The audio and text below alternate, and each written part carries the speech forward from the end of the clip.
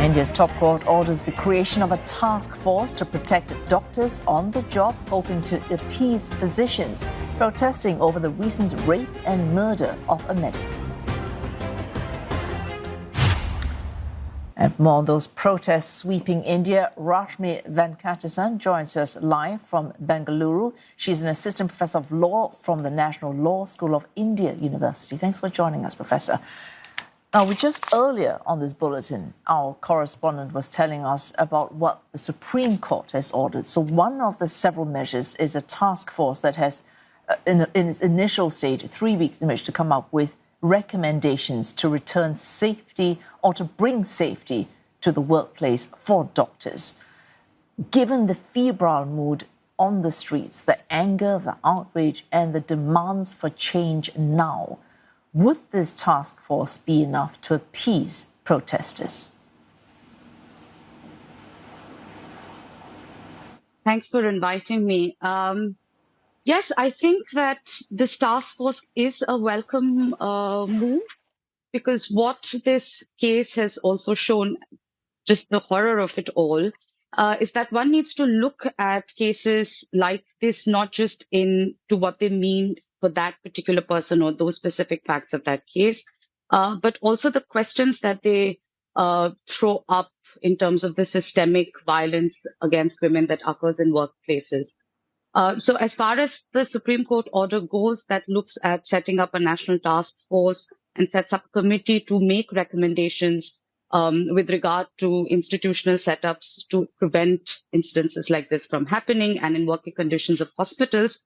I think this is the need of the hour, where we are not just looking at speedy investigations and a speedy trial and to bring justice to the victim in this particular case, but also that we are looking at making systemic changes. Because the outrage is not just about this particular doctor, but it also is about the systemic failure of our governments to prevent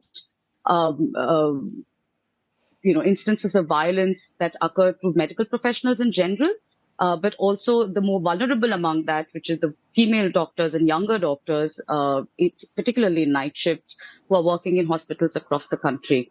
So it is these slow systemic changes that hopefully will come at the end of this court proceeding that I believe are necessary to make sure that we don't only bring perpetrators to justice, but also are looking at more preventative and institutional mechanisms going forward. The problem, of course, of making systemic changes is system-wide, they're large. But as you move more targeted towards this particular case, so we're looking at violence and aggression towards medical professionals, which takes place against both men and women.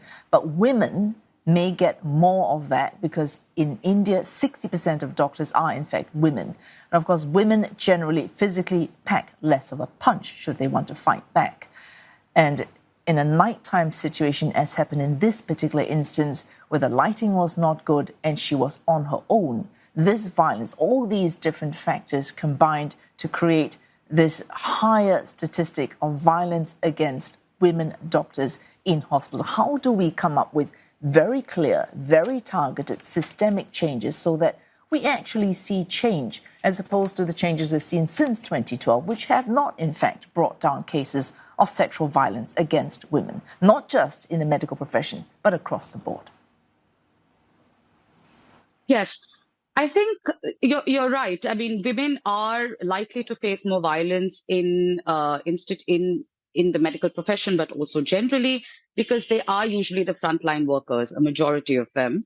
And they are the ones who are more likely to be vulnerable because, they operate within a larger system of patriarchy, where it may be patients or doctors or others who feel that women attenders, women nurses, women doctors, women junior doctors can be more easily bullied over others. So you're right.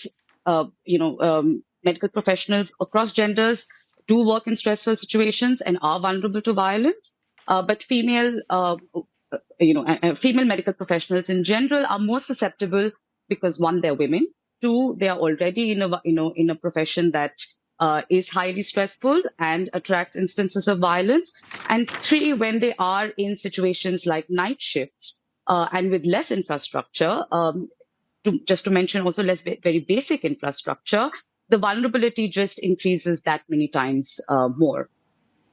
As to your question about how do we make systemic changes, I think the first thing we need to do is listen to the doctors. We need to listen carefully about how they think systems need to change, what they think are the most important changes that will help them to feel more secure, and to really keep all stakeholders in conversation while coming up with policy measures, and not just restrict thinking about, and not just frame the safety of women only in terms of either more laws, better laws, or just in terms of higher punishments or more speedy trials, but really look at what are the challenges that women doctors face, and what, according to them, are the most robust ways in which pardon me for cutting it. Instances of violence like this can be prevented.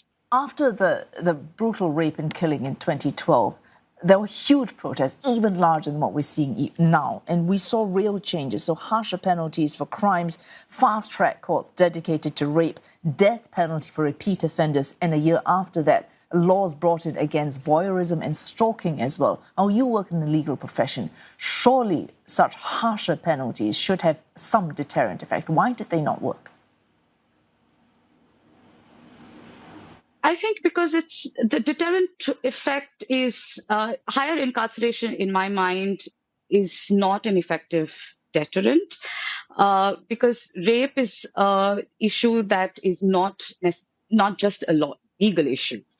And better incarceration works after the fact. It doesn't necessarily help in preventing cases of violence, because rape is really about patriarchal violence and oppression. And unless it is systemic, it is societal.